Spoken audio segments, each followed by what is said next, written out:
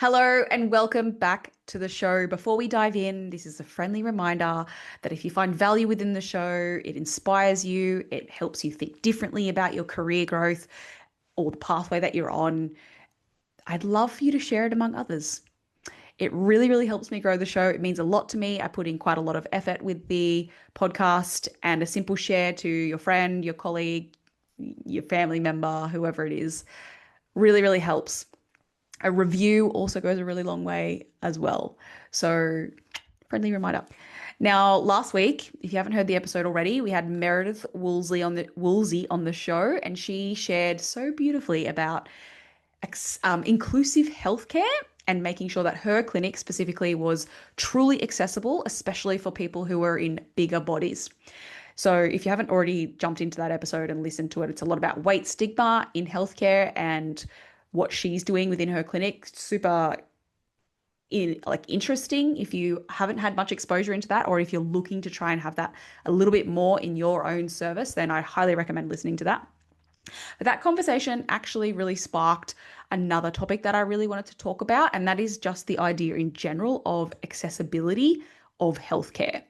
Now, I think when we first hear this term accessibility, you mostly jump straight to like where the person lives and what the price point is, and is it accessible for people? Like that's kind of like, I guess, the go-tos that most people would think about.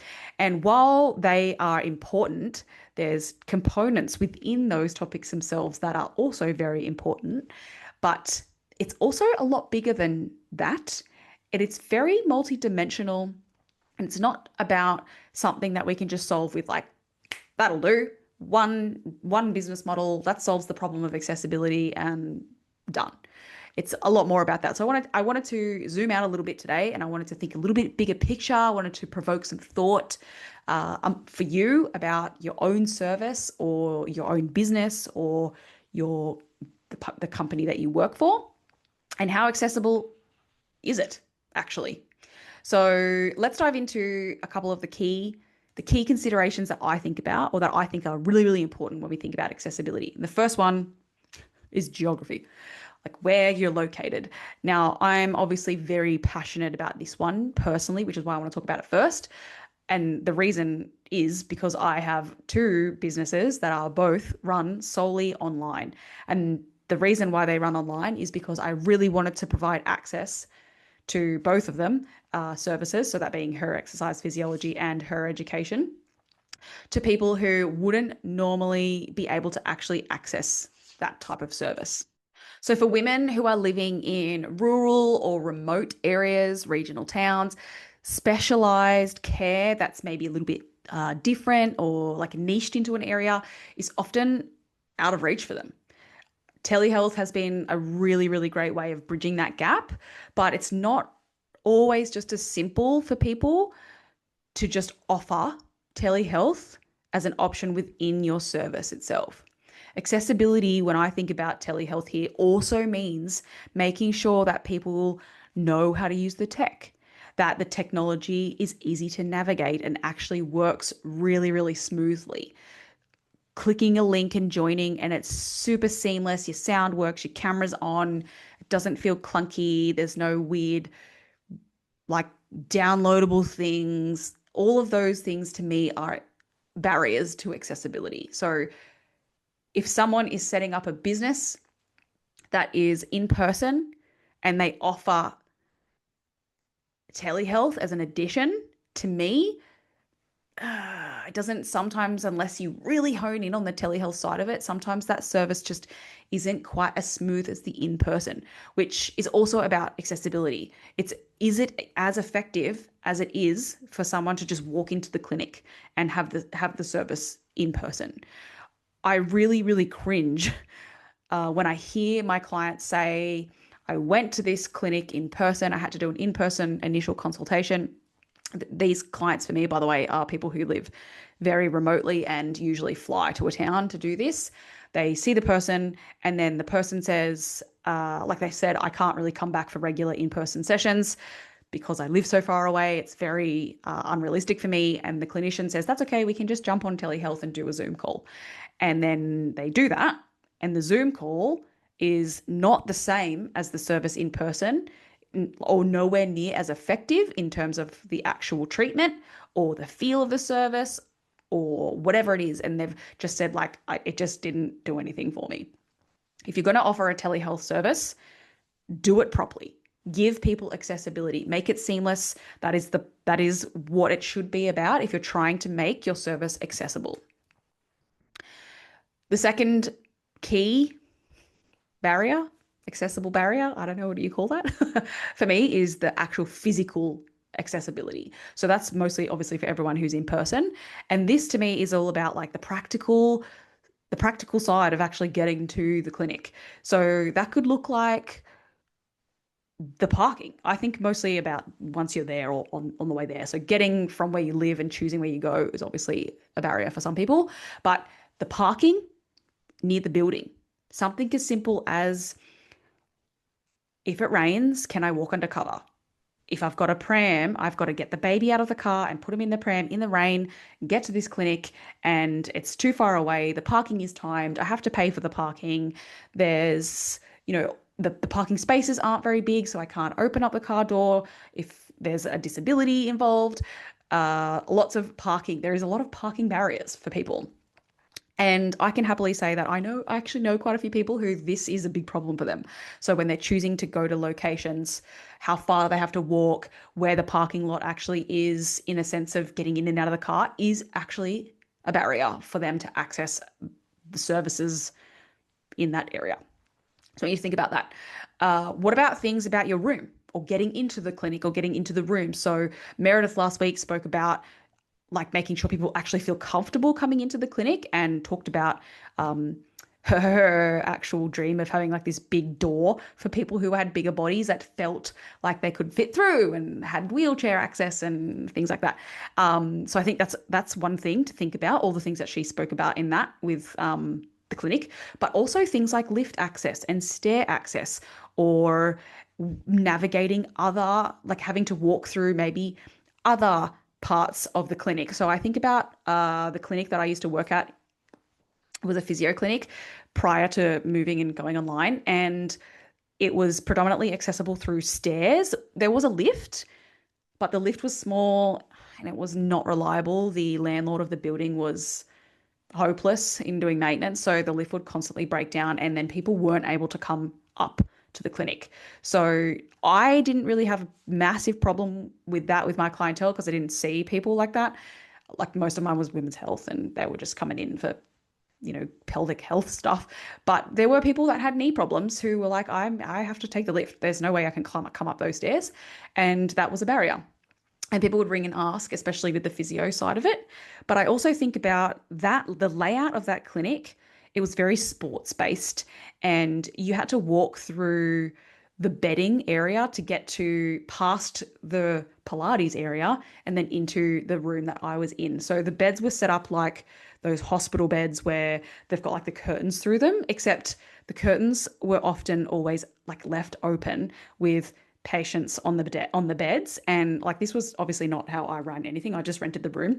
But a lot of people that used to come in there was quite a lot of men in there, and it was either sporty footballers who were like quite young, and then there was like, I want to say older men, but a lot of the times they all had their shirts off and they'd be in their shorts. And a lot of the women never really told me this until I was leaving. Like, I'm really glad you're not here like we're not coming in here anymore, because like I feel really uncomfortable walking past there. And then I also feel really uncomfortable that we come out of the room into it's almost like half beds, and then the other half was the Pilates reformer section and the weight section. And we would do exercises there. I just felt really uncomfortable. And I often wonder how many people maybe cancelled sessions or didn't come back because that didn't feel accessible for them. It didn't feel comfortable. They didn't like it. It wasn't the right vibe for what I was trying to achieve. And I look back and it wasn't. But, I learned that now. But I want you to think about your physical space. Like, what are the barriers that people are going, I don't really want to come here, or this doesn't feel very accessible for me. The third one we want to talk about is the cost barrier, or the cost accessibility. And this is a huge factor when people are thinking about taking up healthcare services. And for many people, affordability actually ends up being the deciding point whether they access the care or not. And this is often, I also sometimes think this isn't really about, this is controversial. Sometimes it's not actually about the price point itself, but it's about the value behind the price. So often people are actually willing to invest in things that might feel quite expensive for them, and that's on that verge of like, I really can't afford to do this. However, it's actually that the decision to either go ahead or not go ahead is about the value exchange between the service and the price. So are you actually providing enough or getting the results for people that they are wanting for that price? Because that is the barrier. It is often not so much about the figure itself. It's about, is that actually going to get me what I want? Am I willing to spend that for what I'm getting? So it's a really tricky one for us providers, because there are actually people who can't afford it and they will actually have to say, no, that's not actually in my budget at all. It doesn't even matter about the value exchange. And that's definitely a very hard situation to navigate. But it's also very tricky for us as providers, because we really need to have this balance between being able to sustain a business, pay staff, pay the rent, pay the bills, have some sort of profit there for being able to do that if the services weren't as busy as normal, but then also make it affordable for clients so that they can actually access healthcare. Because a lot of the times we get into this, we want to help people, and those people usually are unwell and don't have a lot of extra income, or can go either way. We see clients at both ends. So sometimes it's really thinking about your creativity behind your service model. So this is where your group classes come in, your semi-private classes come in. And if you're in a business, they probably do this. They'll have a tiered model where it's like consultation work, filter them into group classes and then into or semi-private and then group classes. They might be there for people to actually be able to afford to come, but they're also usually like a business growth strategy. But if you're thinking like you're new to business or you're doing your own thing, these are things that can be really, really helpful for you to go, okay, well, someone might only be able to afford 2 one-on-one sessions, but then I can put them into a group class and they can actually afford to come to that. Maybe they want to be in group classes, and that's what makes the service accessible for them, having the option to do things that suit their needs a little bit more. I also want you to think, though, in regard to the cost, about the value exchange. Like, are you actually exchanging, like, are they paying for something and getting the value of that service back?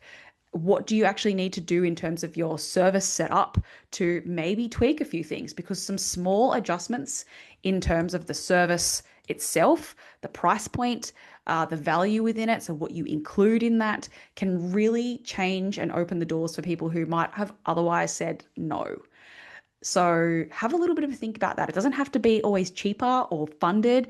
It can also be about like, what other services do they have that they might even just enjoy more, or what's the value exchange here? The other thing, or the last, or there's two more things I want to talk about. The next one being the accessibility of or culture. Culture inside the space is part of the accessibility, and this isn't just like what it looks like on the inside and how it feels and like the website and the plant in the corner. It's about the deep culture in the workplace or in the clinic itself. Is the service free of stigma? Last week we talked about weight stigma, and we know that that is a big problem for a lot of the population who are in bigger bodies. Is it inclusive in a way that you speak to clients? Is the language choice appropriate? Is the way, like, do you acknowledge cultural differences or different religions? Do people actually feel welcome the moment they step into the space, whether that's in person, whether it's online? Because accessibility here can fall if someone is feeling judged, if someone feels excluded, if someone just feels a bit out of place there. Even before you've started the session, 3 seconds in the door, they're going to feel the vibe, the culture, everything about that place is going to help them to make a decision about whether that is the right place for them, and is it going to be continually accessible for them. So that's important, culture. And the last thing that I want to touch on is clinician approach. this is us as practitioners. We are a massive part of accessibility that I think we never really consider. So you could have the most beautiful clinic, you could have the most physically accessible clinic, you could have all the cultural vibes and inclusivity and all of that going on. But if the clinician sitting in front of the client is dismissive, unskilled, not listening properly, then the service isn't accessible at all. So for me, accessibility means creating the safety for the person. It means really believing the person in front of them, in front of me, validating their experience, giving them enough time to actually tell their story and actually feel heard. So this is where your service model might be important, because if you're rushing around to fit something into a 30-minute consultation and you're not really listening to the person and you're just not there, that is not accessible for the client. It really means having a good balance between knowledge and skills to actually help the person in front of you beyond their initial consultation. So not like pretending you know how to help them and in reality that you don't. And also being able to have those soft skills that makes care really accessible, empathy, being able to communicate really, really well. All of those things combined is what makes a service truly accessible and not just available, if that comes across clear through a podcast. I did inverted brackets, commas, whatever they are, if you're watching on YouTube. So think about that too. So when we zoom out and we have a look at it all, the geography, the physical space, the cost, the culture, the clinic, the clinician's approach, the big takeaway from this is accessibility isn't something that you just solve with a single answer or a clinic model. It is not a checklist that you just tick off and then you're done. It's really about a mindset shift, both for us as individual clinicians, but also the wider health industry itself. I think we all need to have a bit of a step back and think about this. That's why service design is so important. It's part of your accessibility. It's about asking, like, how can I design my service in a way that works for all kinds of people, not just the ones who find it easy to walk through the door? And I think one of the most powerful questions that you can ask yourself is this: in my current work, what's one barrier to accessibility that I can actually change? Maybe it's something practical like offering more flexible scheduling outside of hours, weekend options. Maybe that's something people want or need. Maybe it's partnering with another professional so that you can fill a gap in the care and really provide the actual skill set to support someone. Or maybe it's something as simple as just shifting the language choice, that your language, how you choose to speak and communicate or approach clients, so that they really feel more included and more comfortable in your space. Whatever that looks like for you, small changes really, really do matter. They add up, they create an environment where your clients, your patients, however you refer to them, can feel really safe, respected, and actually be able to access care that they need. Now, I'm so passionate about the accessibility from a location perspective. This is because I moved from a major city to a regional town, and I really saw how hard it is for people that do not live in a major city to access specialized care. It's exactly why I built Her Exercise Physiology as a fully virtual clinic. It started initially as me wanting to travel the world and be remote, but it actually has ended up more about accessibility. And I haven't taken on, I haven't gone into in-person care for this reason. I really wanted to prove that care can be just as effective, if not more so, when you remove these barriers of location, travel, access. It's about making sure that every woman, for me, no matter where they live, no matter what their circumstances are, has an opportunity to actually seek support for their needs. And I felt exactly the same way actually about accessing professional development.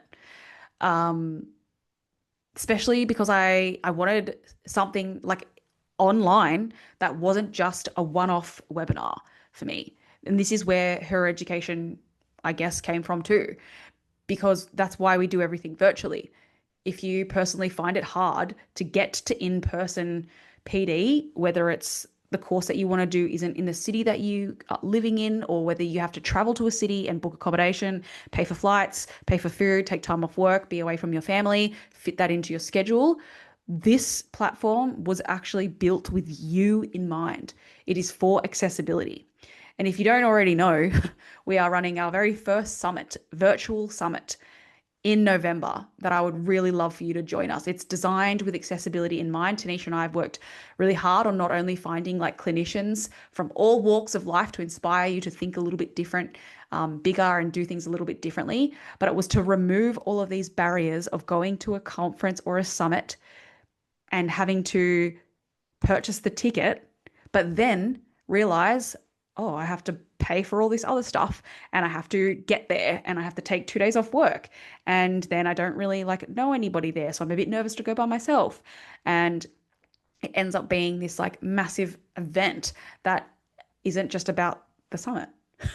And that's a massive problem also when you're in early on in your career and you're like investing and you're trying to do all these things. And if you're building a business, it's actually quite hard. So all of these things have been thought about when we've been thinking about how can we make things more accessible for clinicians as well as my clients through my clinic. I've actually linked the waitlist for WAYS, Women's Health and Exercise Summit, in the show notes. This summit is designed for exercise physiologists, however, is open to any allied health professional or any healthcare provider, fitness instructor who just wants to be better and learn about women's health and dive into all the different topics. So do not feel like you are not welcome here. It is obviously designed around exercise physiology, but with other people in mind. So if you want to join the waitlist, I really recommend you do that. Tickets will be released first to people on the waitlist at an early bird price, and they are limited. So they'll get open access initially, and then they'll come out to the broader community after that. So if you don't want to miss out on a spot, then I highly recommend you join the waitlist, because at the moment there's more people on the waitlist than there are tickets available. So hopefully I can open it up to people of the broader community, but join the waitlist. You'll get early access, you'll get early bird pricing. And then you can join us from your comfort of your home and access this no matter where you are. Anyway, so yeah, there you have it. That's today. That's my passionate talk about accessibility in healthcare. I hope that's provoked some bigger thoughts for you and inspired you to think about your own service, your own business, or whoever you work for, and how you can make it a little bit more accessible for even just one type of person. Thank you so much for listening and sharing your time with me today from wherever you are, and I'll see you in the next one.